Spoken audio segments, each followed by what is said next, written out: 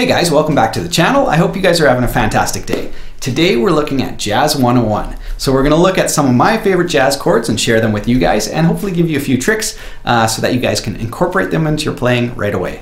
Let's get started.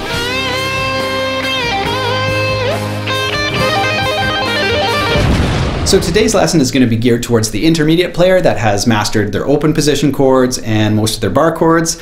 And you're looking for something more creative or interesting to do. I think this lesson will be perfect for you guys. So the content for today's video can be found on my Jazz 101 worksheet. You guys can follow the link above to my Etsy store and pick that up for $3. It consists of 3 different pages. The first page is 20 of my favorite jazz voicings. So hopefully enough to get you guys started and keep you engaged in jazz without overwhelming you guys with like 3,000 jazz chords, which you won't use. Page 2 is progressions that go with that worksheet. And page 3 are 2 songs. I've entitled them 12-bar jazz. So I've taken 12-bar blues, substituted in jazz chords for those. And yeah, there's just a fun way to use some of the chords. All right, so let's get started. So the first 3 chords we're going to look at are the 7th chords. These guys are super important in jazz, and there's a major 7, a minor 7, and a dominant 7. So it can be a little bit confusing trying to keep track of the 7s. Of course, they sound different, and they're used in different spots in music, but they are like a backbone of basic jazz. So let's look at them. The first one is the major 7. It sounds like this. And you can think about this as a direct substitute for your major chord. So in pop music or folk music or whatever you're into, where you'd have like basic G, C, D chords, in jazz, you would have G major 7, D major 7, C major 7, or whatever. It's that common. So it's like the base major chord. The second chord we're going to look at is the minor 7, and you can play it stacked with fingertips like this, or with a bar, if you want that higher octave in there. And this is a direct substitute for a minor chord. So normally in whatever genre of music you're used to playing, if you're used to playing a B minor, in jazz it would be like a B minor 7. So, and the third one we're going to look at is the dominant 7.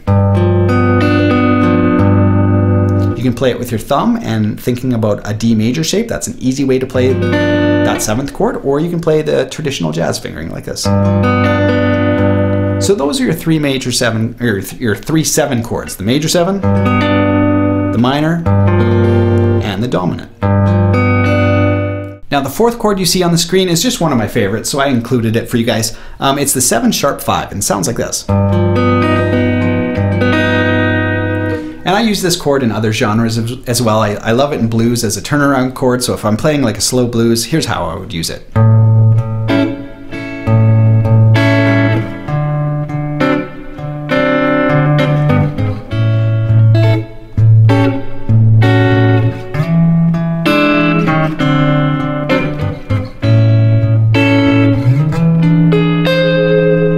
So just as a turnaround chord like that.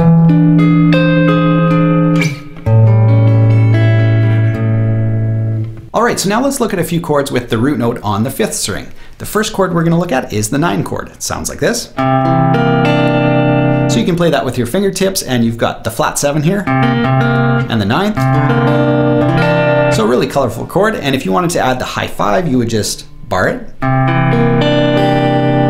like so. So that's a major chord. Then we're going to change it into a minor chord by just taking this 3rd and lowering it by a semitone. So now we've got minor 9.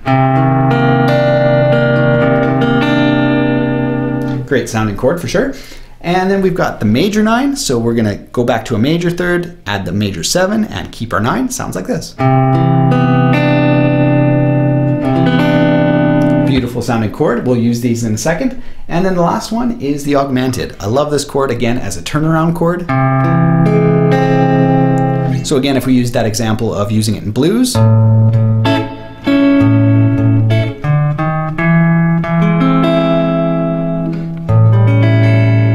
just works perfectly in that context.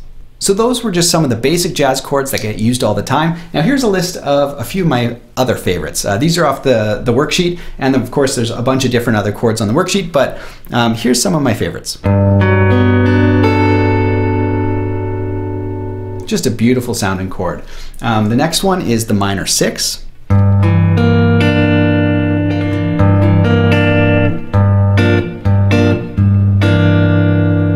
Great sounding chord. That one's one that everybody should know too.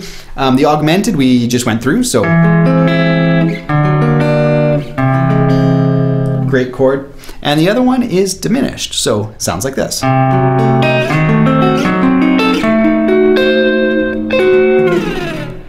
And I like to use this as a passing tone sometimes too. So if I have, say, like a D minor 7, and I want to go to an E minor 7, I'll just use a diminished as a passing tone. So you could use it in this kind of context as well.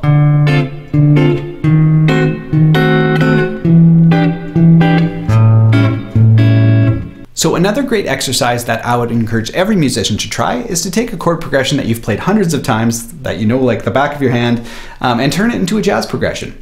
So if you have something like you see on the screen here, G, D, E minor 7, C,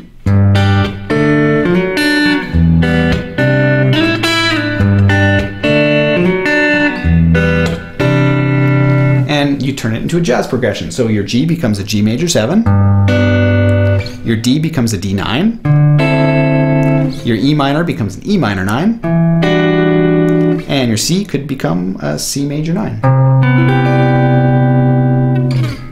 So it sounds something like this.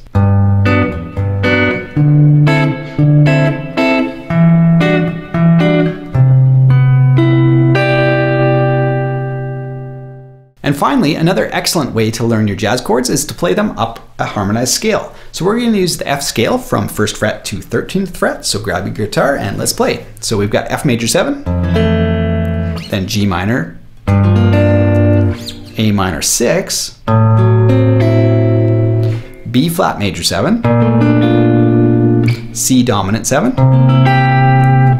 D minor 9, E diminished, and then F major 9.